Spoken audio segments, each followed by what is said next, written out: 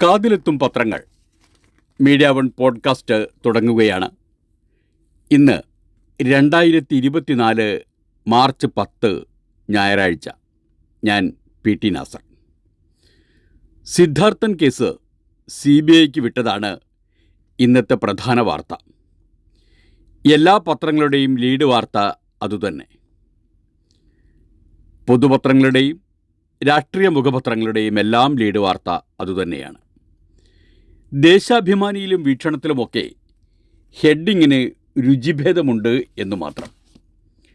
സിദ്ധാർത്ഥിൻ്റെ മരണം അന്വേഷണം CBIക്ക് എന്നതാണ് ദേശാഭിമാനിയുടെ തലക്കെട്ട്.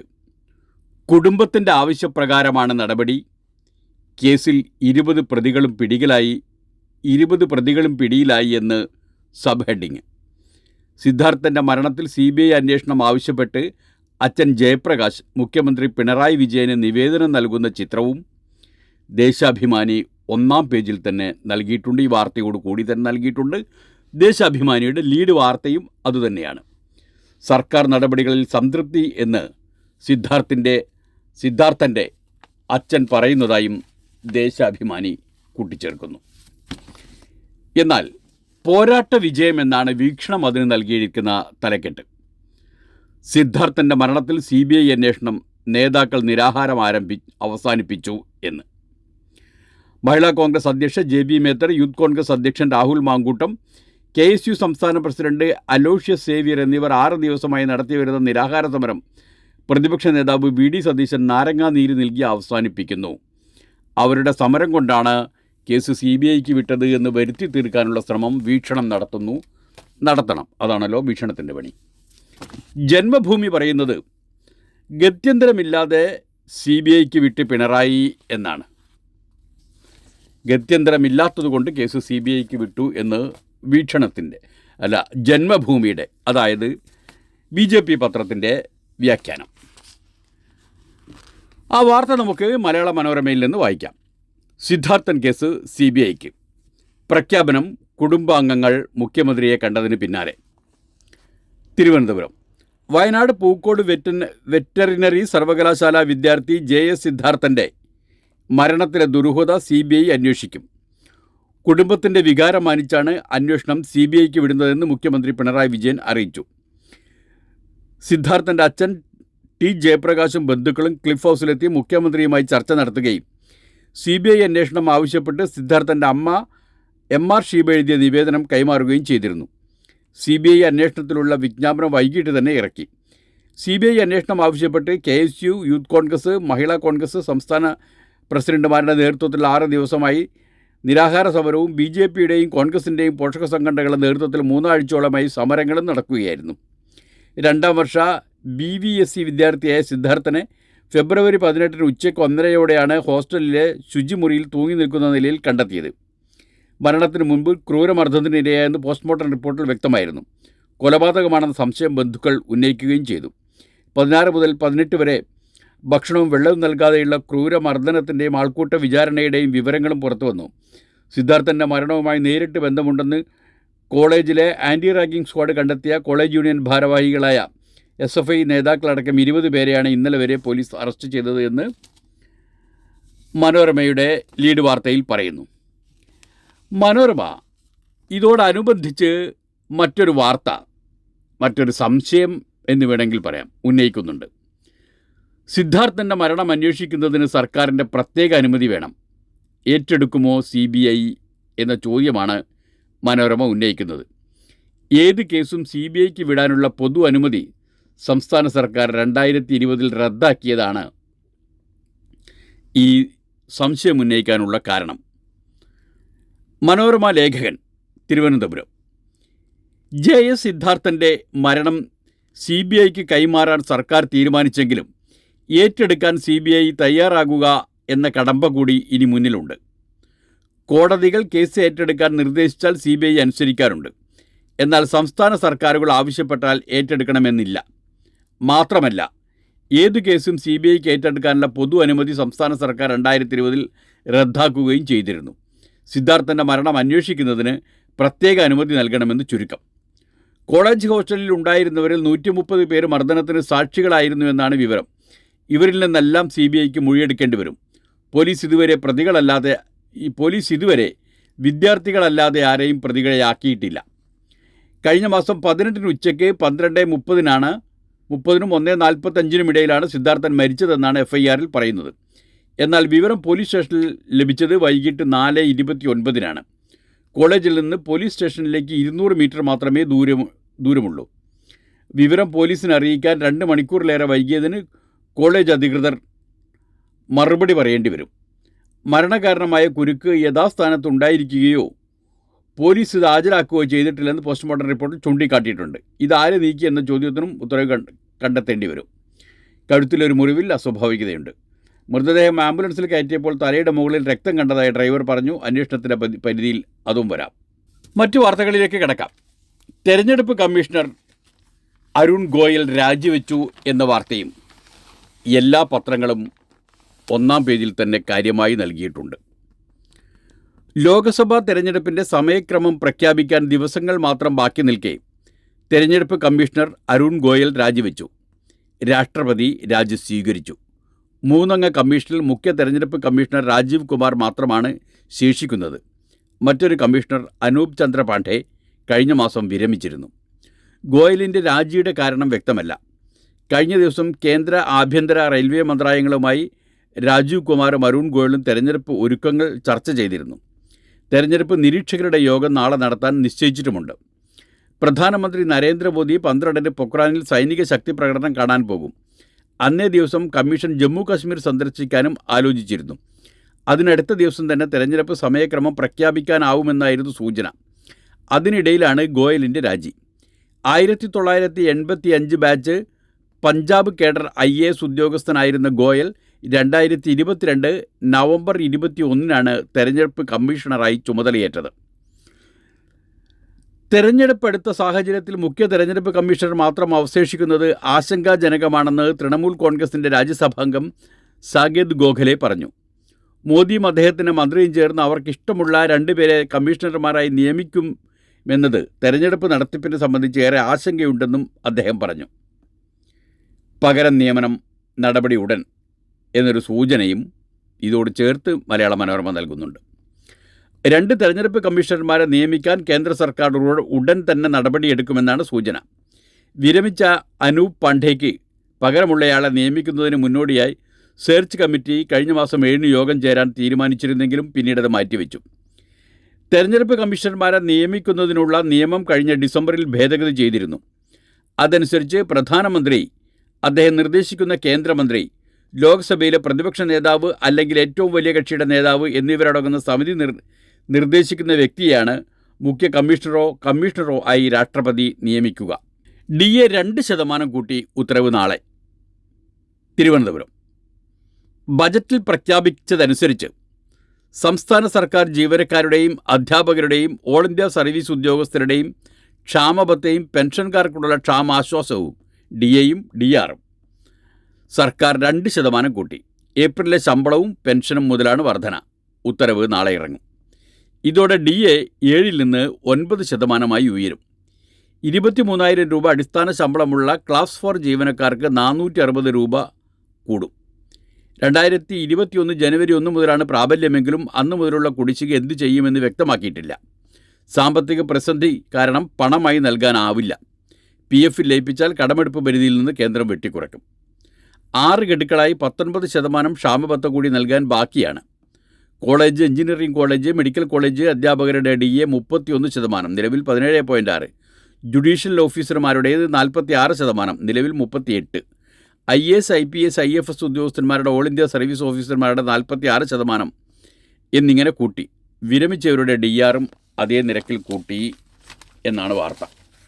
ADGPയുടെ പേരിൽ 500,000 രൂപ തട്ടിപ്പ് നടത്തി എന്നൊരു വാർത്തയും മനോരമയിലുണ്ട്. ബെവ്കോ CMDയുടെ വ്യാജ വാട്സാപ്പ് പ്രൊഫൈൽ വഴി പണം ചോദിച്ചത് ബെവ്കോ മാനേജരോട്. തിരുവനന്തപുരം. ബെവറേജസ് കോർപ്പറേഷൻ CMDയും ADGPയുമായ യോഗേഷ് ഗുപ്തയുടെ പേരിലുണ്ടാക്കിയ വ്യാജ വാട്സാപ്പ് പ്രൊഫൈൽ ഉപയോഗിച്ച് പണം തട്ടി. ബെവ്കോ ആസ്ഥാനത്തെ മാനേജറിൽ നിന്നാണ് 50,000 രൂപ തട്ടിയെടുത്തത്. CMDയുടെ വ്യാജ വാട്സാപ്പ് പ്രൊഫൈലിൽ നിന്ന് പണം ആവശ്യപ്പെട്ട് മാനേജർക്ക് സന്ദേശം ലഭിച്ചു. ഒരു യോഗത്തിൽ ഇരിക്കുകയാണെന്നും താൻ അയക്കുന്ന നമ്പറിലേക്ക് എത്രയും വേഗം 50,000 രൂപ UPI വഴി അയക്കണമെന്നുമായിരുന്നു സന്ദേശം. അവധി ദിവസം യാത്രയിലായിരുന്ന മാനേജർ സഹോദരൻ വഴി പണം അയച്ചു കൊടുത്തു. പിന്നീട് സഹോദരനെയും ബന്ധപ്പെട്ട തട്ടിപ്പുകാർ പണം അയച്ചത് തെറ്റായ അക്കൗണ്ടിലേക്കാണെന്നും തിരിച്ചു അയക്കാൻ അക്കൗണ്ട് നമ്പർ നൽകണമെന്നും ആവശ്യപ്പെട്ടു. അതോടെയാണ് തട്ടിപ്പ് തിരിച്ചറിഞ്ഞത്. സഹോദരൻ അക്കൗണ്ട് നമ്പർ ആവശ്യപ്പെട്ടത് ഹാക്ക് ചെയ്യാനായിരുന്നുവെന്നാണ് സഹോദരൻ്റെ അക്കൗണ്ട് നമ്പർ ആവശ്യപ്പെട്ടത് ഹാക്ക് ചെയ്യാനായിരുന്നുവെന്നാണ് സംശയിക്കുന്നത്. കൊട്ടാരക്കര സ്വദേശിയായ മാനേജർ CMDയുടെ നിർദ്ദേശപ്രകാരം പോലീസിൽ പരാതി നൽകി. ഒരു വർഷത്തിനിടെ ഇത് 3-ാം തവണയാണ് യോഗേഷ് ഗുപ്തയുടെ വ്യാജ പ്രൊഫൈൽ നിർമ്മിച്ച് തട്ടിപ്പ് നടത്തുന്നത്. 3 തവണയും ബെവ്കോ ആസ്ഥാനത്തെ ജീവനക്കാരെയാണ് പറ്റിക്കാൻ ശ്രമിച്ചത്. ആദ്യ 2 തവണയും പണം നഷ്ടപ്പെട്ടിരുന്നില്ല. സംസ്ഥാനത്തെ ഏറ്റവും മുതിർന്ന ADGPയുടെ പേരിൽ 3 തവണ തട്ടിപ്പ് നടത്തിയിട്ട് പ്രതികളെ പിടിക്കാൻ പോലീസിന് കഴിഞ്ഞിരുന്നില്ല. അതുമാത്രമല്ലല്ലോ സംഭവം. ബെവ്കോ CMD വാട്സാപ്പ് വഴി പണം ചോദിച്ചാൽ മാനേജർമാർ അപ്പോൾ തന്നെ 50,000 രൂപയൊക്കെ ട്രാൻസ്ഫർ ചെയ്തു കൊടുക്കുമെങ്കിൽ ഇവർ തമ്മിലുള്ള ബന്ധം എന്തായിരിക്കും? അല്ലെങ്കിൽ ബെവ്കോയിൽ നടക്കുന്ന കച്ചവടം എന്തായിരിക്കും? മനസ്സിലാവുന്നില്ല. അതിരിക്കട്ടെ, 87,000 കോടി രൂപ വായ്പ എടുക്കാം കേന്ദ്രാനുമതിയായി എന്നൊരു വാർത്ത മാതൃഭൂമിയിലുണ്ട്. കേരളത്തിന് അർഹമായ 13,608 കോടി രൂപ വായ്പയിൽ 8,700 കോടി രൂപ വായ്പ എടുക്കാൻ 8,700 8,700 കോടി രൂപ എടുക്കാൻ കേന്ദ്രം അനുമതി നൽകി.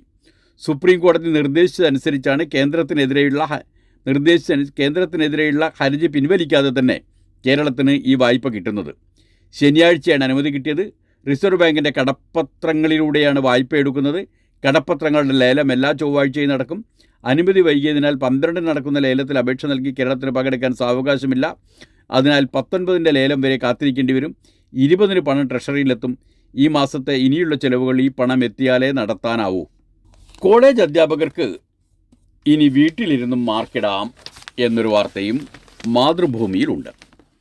തിരുവനന്തപുരം: അടുത്ത വർഷം മുതൽ കോളേജ് അധ്യാപകർക്ക് വീട്ടിലിരുന്നും പരീക്ഷയ്ക്ക് മാർക്കിടാം. 4 വർഷ ബിരുദത്തിൽ ഓൺ സ്ക്രീൻ ഇവാലുവേഷൻ എന്ന ഡിജിറ്റൽ മൂല്യനിർണ്ണയ രീതി നടപ്പാക്കാനുള്ള ഒരുക്കത്തിലാണ് സർക്കാർ. ഉന്നത വിദ്യാഭ്യാസ കമ്മീഷൻ ശുപാർശയനുസരിച്ച് ഓപ്പൺ ബുക്ക് പരീക്ഷ സർവകലാശാലകളിൽ വരുന്നുണ്ട്. പ്രത്യേക ക്യാമ്പ് വഴി മൂല്യനിർണ്ണയം നടത്തുമ്പോഴുണ്ടാകുന്ന അമിത ചെലവും മറ്റു പ്രശ്നങ്ങളും ഈ മൂല്യനിർണ്ണയത്തിലൂടെ ഒഴിവാക്കാം. ഇതിനായി പ്രത്യേകം സോഫ്റ്റ്വെയറും പോർട്ടലും തയ്യാറാക്കും. 4 വർഷ ബിരുദത്തിൻ്റെ 1-ാം സെമസ്റ്ററിൽ മൂല്യനിർണ്ണയത്തിൽ ഈ രീതി ആദ്യം പരീക്ഷിക്കും. ഇതിനായുള്ള ലേണിംഗ് മാനേജ്മെൻറ്റ് സിസ്റ്റം ഉൾപ്പെടെ KRIP Kerala resources for educational administration and പ്ലാനിങ്ങിൻ്റെ ആദ്യഘട്ടത്തിന് 2 കോടി രൂപയുടെ അനുമതി നൽകി. കനൽച്ചാട്ടത്തിനിടെ കുട്ടിക്ക് പൊള്ളലേറ്റു എന്നൊരു വാർത്ത ചെറുതാണെങ്കിലും 1-ാം പേജിൽ തന്നെ നൽകിയിട്ടുണ്ട് മാതൃഭൂമി. മേലാർക്കോടാണ് സംഭവം. പാലക്കാട് പൊങ്കൽ ഉത്സവത്തിനിടെ നടന്ന കനൽച്ചാട്ടത്തിനിടെ വീണ് 9 വയസ്സുകാരന് പൊള്ളലേറ്റു. മേലാർക്കോട് പുത്തൻതര രമേശിൻ്റെ മകൻ ആദിത്യനാണ് പൊള്ളലേറ്റത്. മലർക്കോട് പുത്തൻതര മാരിയമ്മൻ ക്ഷേത്രത്തിൽ പൊങ്കൽ ഉത്സവത്തിനിടെയായിരുന്നു സംഭവം. അച്ഛനെതിരെ പോലീസ് കേസെടുത്തു. കാടിറങ്ങുന്ന ആനയുടെ പിന്നാലെ ഓടരുത് എന്നൊരു നിർദ്ദേശമടങ്ങുന്ന വാർത്ത മാതൃഭൂമിയിലുണ്ട്. പ്രൊജക്റ്റ് എലിഫൻ്റ് ടീം തയ്യാറാക്കിയ മാർഗനിർദ്ദേശമാണിത്. രാജ്യത്ത് ആനകളുടെ ആക്രമണത്തിൽ ഒരു വർഷം മരിക്കുന്നത് 500 പേരാണ്. VS സിജു ആണ് കൊച്ചിയിൽ നിന്ന് റിപ്പോർട്ട് ചെയ്തിരിക്കുന്നത്. മനുഷ്യനും കാട്ടാനകളും തമ്മിലുള്ള ഏറ്റുമുട്ടൽ നേരിടാനുള്ള പ്രൊജക്റ്റ് എലിഫൻ്റ് ടീമിൻ്റെ മാർഗനിർദ്ദേശങ്ങൾ ഫലപ്രദമായി നടപ്പാക്കുന്നതിൽ വീഴ്ച.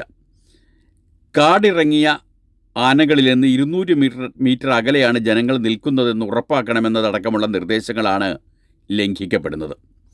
ഇത് ഉറപ്പാക്കാൻ ആവശ്യമെങ്കിൽ 144 പ്രഖ്യാപിക്കണമെന്നും മാർഗനിർദ്ദേശത്തിൽ പറയുന്നു. വനമേഖലയിൽ ആനയ്ക്ക് വെള്ളം ഉറപ്പാക്കണമെന്നും നിർദ്ദേശിച്ചിട്ടുണ്ട്. എന്നാൽ ഇവയൊന്നും ഫലപ്രദമായി നടപ്പാകുന്നില്ല. ഗുരുതരമായി പരിക്കേൽക്കുകയോ രോഗം ബാധിക്കുകയോ ചെയ്ത കാട്ടാനകളെ മാത്രമേ പിടികൂടി കൂട്ടിലാക്കാവൂ. മനുഷ്യജീവനും സ്വത്തിനും ഭീഷണിയായാലും കൂട്ടിലാക്കാം. 2022 WWF ഇന്ത്യയുമായി ചേർന്നാണ് 3 വർഷത്തിൽ പുതുക്കേണ്ട മാർഗരേഖ തയ്യാറാക്കിയത്. World wildlife fund India. കാട്ടാനകളുടെ ആക്രമണത്തിൽ വർഷം ഇന്ത്യയിൽ ഏകദേശം 500 പേരാണ് കൊല്ലപ്പെടുന്നത്. വൈദ്യുതാഘാതമേറ്റും വിഷമുള്ളിൽ ചെന്നും ട്രെയിൻ തട്ടിയും മറ്റും 100 ആനകളും കൊല്ലപ്പെടുന്നു. പ്രധാന നിർദ്ദേശങ്ങൾ ഇതേയാണ്. ആന കാടിറങ്ങിയാൽ റാപ്പിഡ് റെസ്പോൺസ് ടീം ഉടൻ സ്ഥലത്തെത്തണം. ജനങ്ങൾക്ക് വ്യക്തമായ വിവരം നൽകണം. മാധ്യമങ്ങളെ കൃത്യമായ കാര്യങ്ങൾ അറിയിക്കണം. പോലീസ്, റവന്യൂ, അഗ്നിശമനസേന, വൈദ്യുതി ബോർഡ്, തദ്ദേശ സ്ഥാപനം എന്നിവയുടെ സഹായം തേടണം.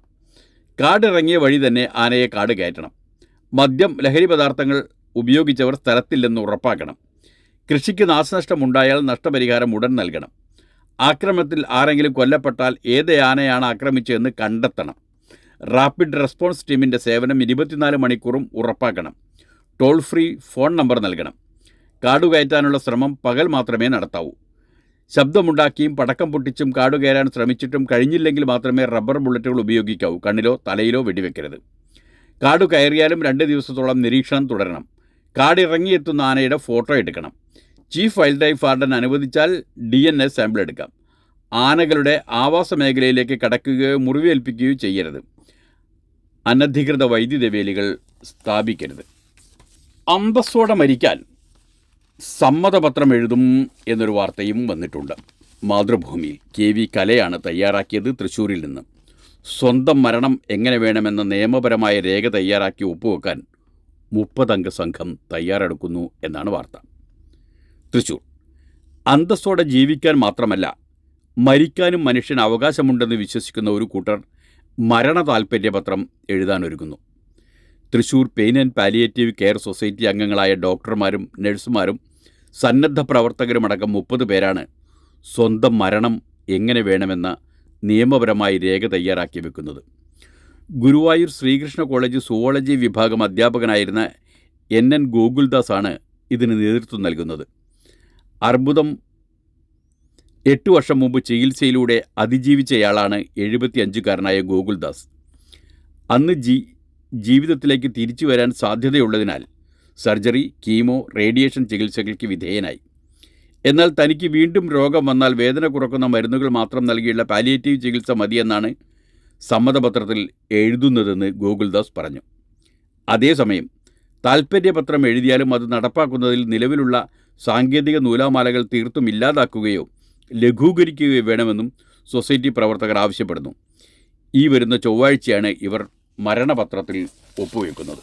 മയക്കുമരുന്ന് കടത്ത് കേസിൽ മുൻ DMK നേതാവ് അറസ്റ്റിൽ എന്നൊരു വാർത്ത മാധ്യമം 1-ാം പേജിൽ തന്നെ നൽകിയിട്ടുണ്ട്. ന്യൂഡൽഹി 2000 കോടിയുടെ മയക്കുമരുന്ന് കടത്ത് കേസിൽ DMK മുൻ നേതാവും തമിഴ് സിനിമാ നിർമ്മാതാവുമായ ജാഫർ സാദിഖിനെ 36 വയസ്സാണ് നാർക്കോട്ടിക്സ് കൺട്രോൾ ബ്യൂറോ അറസ്റ്റ് ചെയ്തു. ഡൽഹിയിൽ നിന്നാണ് പിടിയിലായത്. ആസ്ട്രേലിയ, ന്യൂസിലാൻഡ്, ഇന്ത്യ എന്നിവിടങ്ങളിലേക്കായുള്ള മയക്കുമരുന്ന് ശൃംഖലയുടെ അമരക്കാരനാണ് ഇയാളെന്ന് കേന്ദ്ര ഏജൻസി പറഞ്ഞു. DMK NRI വിഭാഗത്തിൽ ചെന്നൈ വെസ്റ്റ് ഡെപ്യൂട്ടി ഓർഗനൈസറായിരുന്ന സാദിഖിനെ കേസിൽ ഉൾപ്പെട്ടതിനെ തുടർന്ന് DMK പുറത്താക്കിയിരുന്നു. സ്യൂഡോഎഫ്രിഡൻ എന്ന രാസവസ്തു തേങ്ങാപ്പൊടിയിലും ഭക്ഷ്യവസ്തുക്കളിലും കലർത്തി കടത്തുന്നതായുള്ള വിവരം ലഭിച്ചതിനെ തുടർന്ന് NCB നടത്തിയ നാഷണൽ നാർക്കോട്ടിക് ബ്യൂറോ നടത്തിയ തിരച്ചിലാണ് ഇവരുടെ പ്രവർത്തനം വെളിപ്പെട്ടത്. ഉന്നത പോലീസ് ഉദ്യോഗസ്ഥരുമായും രാഷ്ട്രീയ നേതൃത്വവുമായും ബന്ധമുള്ള സാദിഖിൻ്റെ പ്രവർത്തനം സംബന്ധിച്ച് മുഖ്യമന്ത്രി സ്റ്റാലിൻ വിശദീകരിക്കണമെന്ന് AIADMK ആവശ്യപ്പെട്ടിരുന്നു. വിധി നിർണയത്തിന് കോഴ, 3 പേർ അറസ്റ്റിൽ.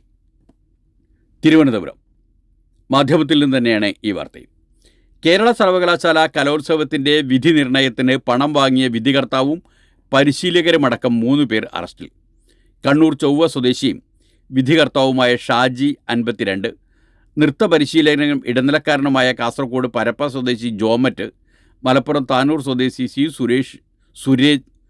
സൂരജ് എന്നിവരെയാണ് മാർഗം കളിയുടെ വിധി നിർണയത്തിന് പണം വാങ്ങിയെന്ന സംഘാടക സമിതിയുടെ പരാതിയിൽ കൻ്റോൺമെൻറ്റ് പോലീസ് അറസ്റ്റ് ചെയ്തത്. മുൻ കലോത്സവങ്ങളിലെ പരാതികൾ കണക്കിലെടുത്ത് ഇത്തവണ വിധികർത്താക്കളുടെ മൊബൈൽ ഫോണുകൾ മത്സരം പൂർത്തിയാകുന്നതുവരെ സംഘാടക സമിതിയാണ് സൂക്ഷിച്ചത്. 14 ടീമുകൾ പങ്കെടുത്ത മത്സരം പുലർച്ചെ 3 അവസാനിച്ചു. മത്സരം നടക്കുന്നതിനിടെ വിധികർത്താക്കളിൽ ഒരാളായ ഷാജിയുടെ മൊബൈൽ ഫോണിലേക്ക് ജോമറ്റും സൂരജും പലതവണ മിസ്ഡ് കോൾ ചെയ്യുന്നതും വാട്സപ്പിലൂടെയും SMS സന്ദേശം വഴിയും സന്ദേശങ്ങൾ അയക്കുന്നതും സംഘാടകരുടെ ശ്രദ്ധയിൽപ്പെട്ടു. മൊബൈൽ ഫോൺ ഫിംഗർ ലോക്ക് ആയതിനാൽ ഇവ ആ ഘട്ടത്തിൽ പരിശോധിച്ചില്ല. മത്സരഫലം പ്രഖ്യാപിച്ചപ്പോൾ മാർ ഇവാനിയോസ് കോളേജിന് 1-ാം സ്ഥാനവും ശ്രീ സ്വാതി തിരുനാൾ സംഗീത കോളേജിന് തിരുവനന്തപുരം യൂണിവേഴ്സിറ്റി കോളേജിനുമാണ് 3-ാം സ്ഥാനവുമാണ് ലഭിച്ചത്. സംഗീത കോളേജിന് 2ഉം തിരുവനന്തപുരം യൂണിവേഴ്സിറ്റി കോളേജിന് 3 സ്ഥാനമാണ് ലഭിച്ചത്. മത്സരത്തിനിടെ ചുവട് തെറ്റിയ മാരവേനേസ് 1-ാം സ്ഥാനം നൽകിയെന്നതിൽ ആരോപിച്ച് യൂണിവേഴ്സിറ്റി കോളേജ് രംഗത്തെത്തി. തുടർന്ന് വിധികർത്താക്കളുടെ സമ്മതത്തോടെ ഇവരുടെ മൊബൈൽ ഫോണുകൾ പരിശോധിച്ചപ്പോഴാണ് തട്ടിപ്പ് പുറത്തായത്. മാധ്യമത്തിലെ ഇന്ന് വന്ന കാര്യപ്പെട്ട ഒരു വിഭവം, മാധ്യമത്തിൻ്റെ സൺഡേ സൂം എന്ന ഞായറാഴ്ച പതിപ്പിലല്ല, ഞായറാഴ്ചത്തെ പ്രത്യേക പങ്ക്തിയിൽ സായിബാബയുമായുള്ള ഇൻ്റർവ്യൂമാണ്. ജയിലിൽ നിന്ന് മോചിതനായ സായിബാബയുമായി ഹസനുൽ ബന്ന നടത്തുന്ന അഭിമുഖം. ഒരു മുഴു പേജുണ്ട്. സകല മനുഷ്യാവകാശങ്ങളുടെയും നഗ്നമായ ലംഘനമായിരുന്നു പൗരാവകാശ പ്രവർത്തകൻ ഡോക്ടർ GN സായിബാബയുടെ അറസ്റ്റും തടങ്കലും. 10 വർഷങ്ങൾക്ക് ശേഷം അദ്ദേഹം കുറ്റമുക്തനായൊക്കെ കോടതി ഈ അന്യായത്തെ നീതിയുടെ പരാജയം എന്ന് വിളിച്ചിരിക്കുന്നു. മോചനം ആശ്വാസം പകരുമ്പോഴും നീതി പരാജയമുക്തമായിട്ടില്ല. ആരോപിക്കപ്പെട്ട കുറ്റം എന്തെന്ന് പോലും അറിയാത്ത നൂറുകണക്കിന് നിരപരാധികളാണ് ഇപ്പോഴും കാലിരുമ്പഴികൾ ജീവിതം തള്ളി നീക്കുന്നത്. ജയിലിൽ താൻ അനുഭവിച്ച പീഡനപർവം കഴിഞ്ഞ ദിവസം സായിബാബ ഡൽഹിയിൽ മാധ്യമങ്ങളോട് വിവരിച്ചു. നെടുക്കത്തോട് മാത്രം കേൾക്കാനാകുന്ന അദ്ദേഹത്തിൻ്റെ വാക്കുകളിലൂടെ. അതായത് ഇത് അഭിമുഖമല്ല, ആ പത്രസമ്മേളനത്തിന് അദ്ദേഹം മാധ്യമങ്ങളോട് വിവരിച്ചത് പൂർണ്ണമായി എഴുതുകയായിരുന്നു ഹസനുൽ ബന്ന ചെയ്തത്. ഒരു മുഴു പേജ് നീളത്തിൽ സായിബാബയുടെ വാക്കുകൾ മുഴുവനായി നൽകിയിരിക്കുന്നു. ആദിവാസി കോളനിയിൽ നിന്ന് കാണാതായ കുട്ടികൾ മരിച്ച നിലയിൽ. എല്ലാ പത്രങ്ങളും ഈ വാർത്ത നൽകിയിട്ടുണ്ട്. മംഗളം 1-ാം പേജിൽ നൽകിയിട്ടുണ്ട്. തൃശ്ശൂർ ജില്ലയിൽ കൊടകരയിലാണ് സംഭവം. വെള്ളിക്കുളങ്ങര ശാസ്താപൂവം ആദിവാസി കോളനിയിലെ ഒരാഴ്ചത്തെ കാത്തിരിപ്പ് വിഫലം. കാണാതായ 2 കുട്ടികളെയും കോളനിക്കടുത്ത് തന്നെ മരിച്ച നിലയിൽ കണ്ടെത്തി. കോളനിയിലെ കാടൻ വീട്ടിൽ സുബ്രൻ്റെ മകൻ സജിക്കുട്ടൻ, രാജശേഖരൻ്റെ മകൻ അരുൺകുമാർ എന്നിവരെയാണ് ഈ മാസം 2-ന് കാണാതായത്. അരുൺകുമാറിനെ തേനെടുക്കാൻ കയറിയ മരത്തിൽ നിന്ന് വീണ് മരിച്ച നിലയിലാണ് അന്വേഷണ സംഘം കണ്ടെത്തിയത്. സജിയുടെ മരണം പേടിയോ വെള്ളം കിട്ടാതെയോ വീണതോ ആവാമെന്നാണ് പ്രാഥമിക നിഗമനം. കുട്ടികളെ കാണാതായതിനെ തുടർന്ന് കഴിഞ്ഞ ദിവസം വൈകിട്ട് വരെ കോളനിക്കാർ സ്വന്തം നിലയിൽ അന്വേഷണം നടത്തുകയായിരുന്നു. പിന്നീടാണ് വെള്ളിയാഴ്ച രാവിലെ വെള്ളിക്കുളങ്ങര പോലീസിൽ പരാതിയുമായി എത്തിയത്. വെള്ളിയാഴ്ച തന്നെ പോലീസും വനംവകുപ്പും നാട്ടുകാരും ചേർന്ന് അന്വേഷണം നടത്തിയെങ്കിലും ഫലപ്രദമായില്ല. തുടർന്ന് ജില്ലാ ഭരണകൂടത്തെയും ജില്ലാ പോലീസ് സൂപ്രണ്ടിനെയും വിവരമറിയിച്ചു. പിന്നീട് പോലീസ്, വനംവകുപ്പ്, VSS എന്നിവയിലെ 100ഓളം പേരെത്തി 8 സംഘങ്ങളായി തിരിഞ്ഞ് അന്വേഷണം ആരംഭിച്ചു. ഉച്ചയ്ക്ക് 2 പേരുടെയും മൃതദേഹങ്ങൾ കണ്ടെത്തുകയും ചെയ്തു. പോലീസിൻ്റെ ഡോഗ് സ്ക്വാഡ്, വിരലടയാള വിദഗ്ധർ എന്നിവരും സ്ഥലത്തെത്തി. ഇൻക്വസ്റ്റിന് ശേഷം മൃതദേഹങ്ങൾ പോസ്റ്റ്മോർട്ടത്തിനായി മെഡിക്കൽ കോളേജിലേക്ക് മാറ്റി. കൂടുതൽ വിവരങ്ങൾ തുടരന്വേഷണത്തിലേ ലഭിക്കുകയുള്ളൂ. ചണ്ഡീഗഡിൽ നിന്നൊരു വാർത്ത ദീപികയിലുണ്ട്. ചണ്ഡീഗഡ് മേയർ തെരഞ്ഞെടുപ്പിൻ്റെ കഥകൾ അറിയാമല്ലോ. അതിൻ്റെ ബാക്കി തന്നെയാണ്. ചണ്ഡീഗഡ് കോർപ്പറേഷനിൽ വീണ്ടും നാടകീയത. BJPയിൽ ചേർന്നവർ AAPയിൽ മടങ്ങിയെത്തി എന്നാണ് വാർത്ത. ചണ്ഡീഗഡ് ഒരു മാസം മുമ്പ് BJPയിൽ ചേർന്ന ചണ്ഡീഗഡ് മുനിസിപ്പൽ കോർപ്പറേഷനിലെ 3 AAP കൗൺസിലർമാരിൽ 2 പേർ AAPയിൽ മടങ്ങിയെത്തി. പൂനം ദേവി, നേഹ മുസാവത്ത് എന്നിവരാണ് ഇന്നലെ പാർട്ടിയിൽ മടങ്ങിയെത്തത്. തെറ്റിദ്ധാരണയുണ്ടായെന്നും AAPയിലേക്കുള്ള തങ്ങളുടെ മടക്കം വീട്ടിലേക്കുള്ള മടങ്ങിവരവാണെന്നും ഇരുവരും പറഞ്ഞു. പുതിയ നീക്കത്തോടെ കോർപ്പറേഷനിൽ വീണ്ടും AAP കോൺഗ്രസ് സഖ്യത്തിന് ഭൂരിപക്ഷമായി. AAP കോൺഗ്രസ് സഖ്യത്തിന് ഭൂരിപക്ഷമുണ്ടായിട്ടും മേയർ തെരഞ്ഞെടുപ്പിൽ BJP സ്ഥാനാർത്ഥിയെ വിജയിയായി പ്രഖ്യാപിച്ച് വരണാധികാരി നടത്തിയ അട്ടിമറി പുറത്താക്കുകയും വിഷയത്തിൽ സുപ്രീം കോടതി ഇടപെടുകയും ചെയ്തിരുന്നു. കഴിഞ്ഞ മാസം 18-നാണ് BJP സ്ഥാനാർത്ഥിയുടെ ജയം റദ്ദാക്കി AAP സ്ഥാനാർത്ഥി കുൽദീപ് കുമാറിനെ സുപ്രീം കോടതി വിജയിയായി പ്രഖ്യാപിച്ചത്. മേയർ തെരഞ്ഞെടുപ്പിൽ വരണാധികാരിയായിരുന്ന അനിൽ മസിഖ് അസാധുവാക്കി മാറ്റിവെച്ച 8 വോട്ട് സാധുവായി കണ്ടെത്തിയ സുപ്രീം കോടതി അത് എണ്ണാൻ ആവശ്യപ്പെടുകയായിരുന്നു. ഇതോടെ ഇന്ത്യ സഖ്യത്തിൻ്റെ സ്ഥാനാർത്ഥിയായി മത്സരിച്ച AAP അംഗം മേയറായി തിരഞ്ഞെടുക്കപ്പെട്ടത്. 16-നെതിരെ 20 വോട്ടുകൾക്കായിരുന്നു ഇന്ത്യ സഖ്യത്തിൻ്റെ വിജയം. വിദേശ വാർത്തകളിൽ പാകിസ്ഥാനിൽ നിന്നുള്ള ഒരു വാർത്ത കേരള കൗമുദി കാര്യമായി നൽകിയിരിക്കുന്നത് ആസിഫ് അലി സർദാരി പാകിസ്ഥാൻ പ്രസിഡന്റ് എന്നതാണ്. ഇസ്ലാമാബാദ്. പാകിസ്ഥാൻ പീപ്പിൾസ് പാർട്ടിയുടെ നേതാവ് ആസിഫ് അലി സർദാരിയെ 2ാമതും പ്രസിഡന്റായി തിരഞ്ഞെടുത്തു. മുൻ പ്രധാനമന്ത്രി നവാസ് ഷെരീഫിൻ്റെ പാകിസ്ഥാൻ മുസ്ലിം ലീഗും പാകിസ്ഥാൻ പീപ്പിൾസ് പാർട്ടിയും ചേർന്ന ഭരണസഖ്യത്തിൻ്റെ സ്ഥാനാർത്ഥിയായിരുന്ന 68-കാരനായ സർദാരി രാജ്യത്തിൻ്റെ 14ാം പ്രസിഡന്റായി ഇന്ന് സത്യപ്രതിജ്ഞ ചെയ്യും. ഇന്നലെ നടന്ന തിരഞ്ഞെടുപ്പിൽ 411 വോട്ടോടെയാണ് ജയം. എതിരാളിയായ സുന്നി ഇത്തിഹാദ് കൗൺസിൽ സ്ഥാനാർത്ഥി മുഹമ്മദ് ഖാൻ അച്ചക്സായിക്ക് 181 വോട്ടേ നേടാനായുള്ളൂ. മുൻ പ്രധാനമന്ത്രി ഇമ്രാൻഖാൻ്റെ പാകിസ്ഥാൻ തഹരീക്ക് ഇൻസാഫ് പാർട്ടിയുടെ സ്വതന്ത്രർ NICക്ക് ഒപ്പമാണ്. പാർലമെൻറ്റിനെയും 4 പ്രവിശ്യ അസംബ്ലികളിലെയും അംഗങ്ങൾ ചേർന്ന ഇലക്ടറൽ കോളേജാണ് പ്രസിഡന്റിനെ തിരഞ്ഞെടുക്കുന്നത്. ഖൈബർ പഖ്തൂൺഖ്വ ഒഴികെയുള്ള 3 പ്രവിശ്യകളിലും സർദാരിക്കാണ് ഏറ്റവും അധികം വോട്ട് ലഭിച്ചത്. അതേസമയം സ്ഥാനമൊഴിയുന്ന പ്രസിഡന്റ് ആരിഫ് ആൽവിക്ക് ഗാർഡ് ഓഫ് ഓണറോടെ യാത്രയയപ്പ് നൽകി. 2018 സെപ്റ്റംബറിലാണ് ആരിഫ് ആൽവി അധികാരമേറ്റിൽ രണ്ടാം ഇന്നിങ്സ് എന്ന് എടുത്തു പറയുന്നുണ്ട്. അന്തരിച്ച മുൻ പ്രധാനമന്ത്രി ബെനസീർ ഭൂട്ടോയുടെ ഭർത്താവായ ആസിഫ് അലി സർദാരി. അന്തരിച്ച മുൻ പ്രധാനമന്ത്രി ബെനസീർ ഭൂട്ടോയുടെ ഭർത്താവാണ് ആസിഫ് അലി സർദാരി. 2008-2013 കാലയളവിൽ അദ്ദേഹം പ്രസിഡൻ്റായിരുന്നു. മകനും മുൻ വിദേശകാര്യമന്ത്രിയുമായ ബിലാവൽ ഭൂട്ടോ സർദാരി PPPയുടെ ചെയർമാനാണ്. സർദാരി പാർട്ടിയുടെ സഹചെയർമാനാണ്. പ്രസിഡന്റ് സ്ഥാനത്തേക്ക് 2 തവണ തിരഞ്ഞെടുക്കപ്പെടുന്ന ആദ്യ സിവിലിയൻ കൂടിയാണ് സർദാരി. അതേസമയം കഴിഞ്ഞ തിങ്കളാഴ്ചയാണ് പാകിസ്ഥാൻ മുസ്ലിം ലീഗ് നവാസ് ഷെരീഫ് അധ്യക്ഷൻ ഷഹബാസ് ഷെരീഫ് 2ാം തവണയും പാക് പ്രധാനമന്ത്രിയായി ചുമതലയേറ്റത്. ഫെബ്രുവരി 8 നടന്ന തെരഞ്ഞെടുപ്പിൽ ഒരു പാർട്ടിയും ഭൂരിപക്ഷം നേടാനാവാതെ വന്നതോടെയാണ് പാകിസ്ഥാൻ പീപ്പിൾസ് പാർട്ടി അടക്കമുള്ള 7 പാർട്ടികളുമായി പാകിസ്ഥാൻ മുസ്ലിം ലീഗ് നവാസ് സഖ്യം രൂപീകരിച്ചത്. ആസിഫ് അലി സർദാരി പ്രസിഡൻ്റായ വാർത്തയാണ് പാകിസ്ഥാനിൽ നിന്ന് വന്നതെങ്കിൽ 2 പതിറ്റാണ്ട് നീണ്ട അധികാരം ഒഴിയാനൊരുങ്ങുകയാണ് എർദുഗാൻ എന്ന വാർത്ത തുർക്കിയിൽ നിന്ന് വന്നിട്ടുണ്ട്. ഈ വാർത്ത കാര്യമായി നൽകിയിരിക്കുന്നത് സുപ്രഭാതമാണ്. സുപ്രഭാതത്തിൽ നിന്ന് വായിക്കാം. മാർച്ചിലെ തെരഞ്ഞെടുപ്പിന് ശേഷം മത്സരിക്കില്ല എന്നാണ് എർദുഗാൻ്റെ പ്രഖ്യാപനം. 2 പതിറ്റാണ്ട് നീണ്ട അധികാരം ഒഴിയാനൊരുങ്ങി എർദുഗാൻ. ഇസ്താംബുൾ. 2 പതിറ്റാണ്ടായി അധികാരത്തിൽ തുടരുന്ന തുർക്കി പ്രസിഡന്റ് റജബ് തൊയ്യിബ് എർദുഗാൻ പാർലമെൻ്ററി രാഷ്ട്രീയത്തിൽ നിന്ന് വിരമിക്കുന്നു. മാർച്ചിൽ നടക്കുന്ന പ്രാദേശിക തെരഞ്ഞെടുപ്പോടെ ഇനി മത്സരരംഗത്തേക്കില്ലെന്ന് അദ്ദേഹം വ്യക്തമാക്കി. 2003 മുതൽ അധികാരത്തിൽ തുടർന്ന എർദുഗാൻ ഇതാദ്യമായാണ് മത്സരം അവസാനിപ്പിക്കുന്നത് സംബന്ധിച്ച് വെളിപ്പെടുത്തുന്നത്. താൻ വിശ്രമമില്ലാതെയാണ് ജോലി ചെയ്യുന്നതെന്നും ശ്വാസമെടുക്കാൻ പോലും സമയമില്ലാത്ത ഔദ്യോഗിക ജീവിതം അവസാനിപ്പിക്കാൻ പോവുകയാണെന്നും അദ്ദേഹം യങ് തുർക്ക് ഫൗണ്ടേഷൻ്റെ പരിപാടിയിൽ പറഞ്ഞു. വരുന്ന തെരഞ്ഞെടുപ്പ് തൻ്റെ അവസാനത്തെ തെരഞ്ഞെടുപ്പാകും. തുടർന്ന് താൻ മത്സരിച്ചിട്ടില്ലെങ്കിലും കൺസർവേറ്റീവ് ആൻഡ് ജസ്റ്റിസ് പാർട്ടി വീണ്ടും അധികാരത്തിൽ വരുമെന്ന് അദ്ദേഹം വ്യക്തമാക്കി. AKP. ഈ മാസം 31-നാണ് പ്രാദേശിക തെരഞ്ഞെടുപ്പ് നടക്കുന്നത്. ഇസ്താംബുളിലെ മേയർ തെരഞ്ഞെടുപ്പിൽ AKP ജയിക്കുമെന്നും അദ്ദേഹം പറഞ്ഞു.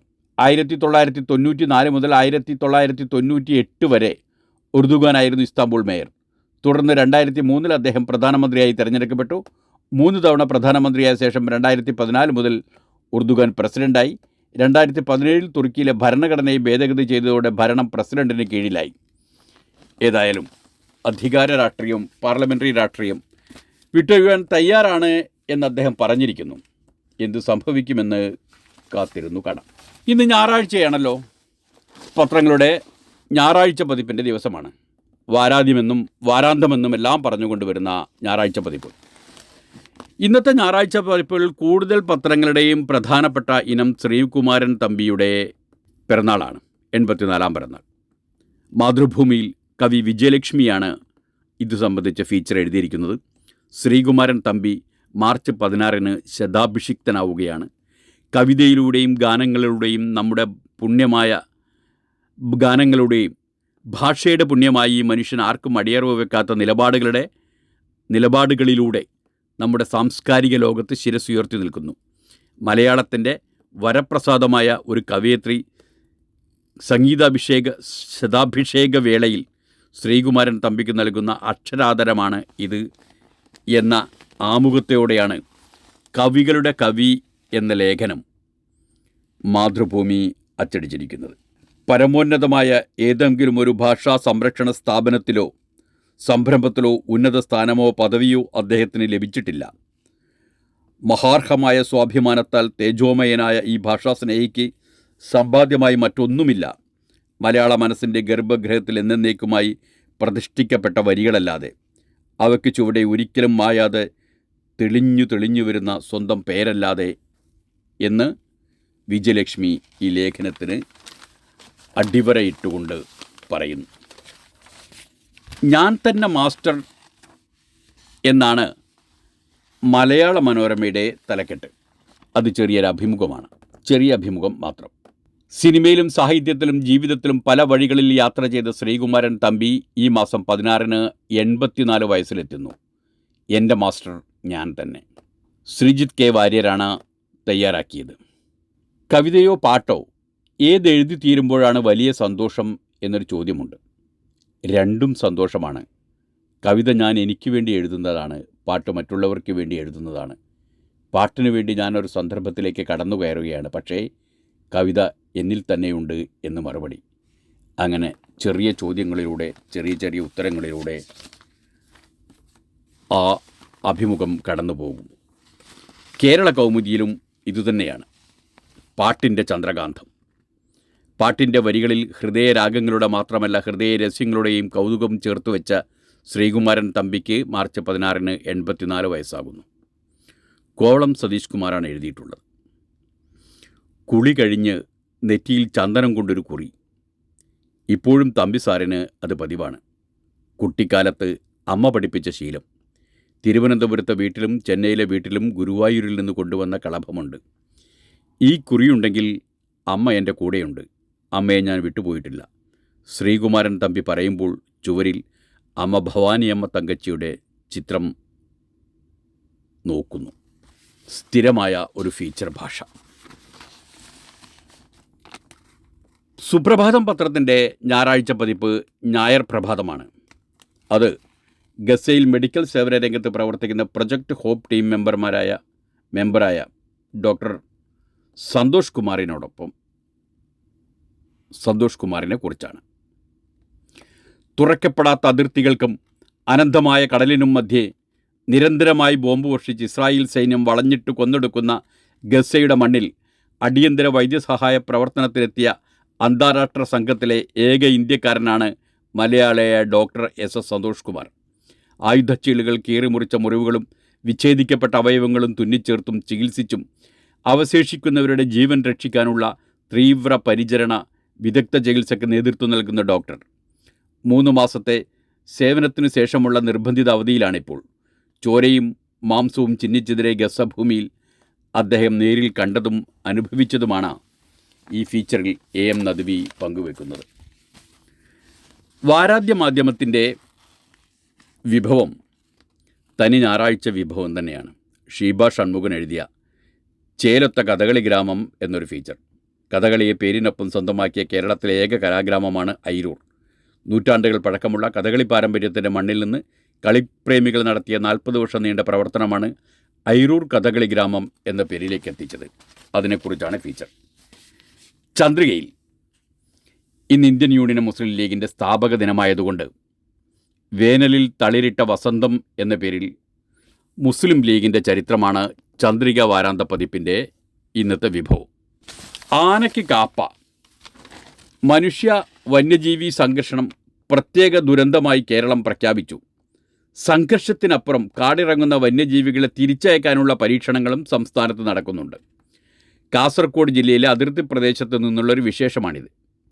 കാറടുക്ക ബ്ലോക്ക് പരിധിയിലെ കേരള കർണാടക അതിർത്തിയിൽ 30 കിലോമീറ്റർ ദൂരത്തിൽ സോളാർ തൂക്കുവേലി സ്ഥാപിച്ചതോടെ 5 ഗ്രാമപഞ്ചായത്തുകളിലെ മലയോര കർഷകരുടെ മനസ്സിൽ നിന്നാണ് ആനപ്പേടി കാട് കയറിയത്.